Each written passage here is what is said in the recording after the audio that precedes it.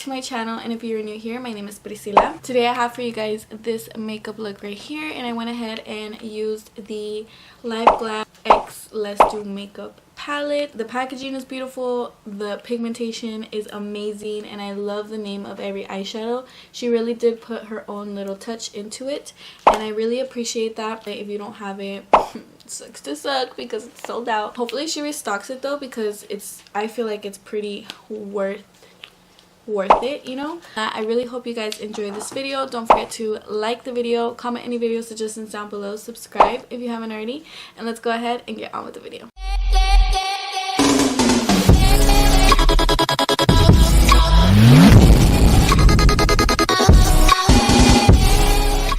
Go ahead and get started with priming our lids. That's what you see me doing with the concealer.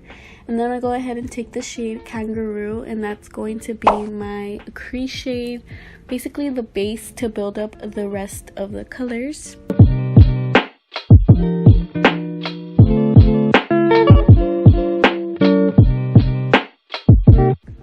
Then I'm going to go ahead and take Cake, which is a more burnt like brick orange, that I'm gonna apply on top of Kangaroo, and I'm gonna blend that out as well, extending it in a V shape.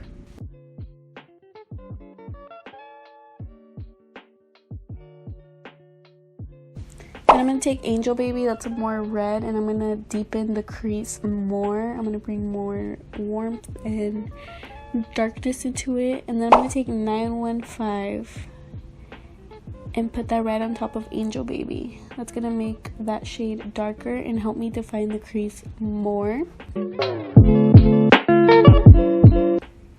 I'm gonna take that same concealer that I used to prime, and I'm gonna cut my crease.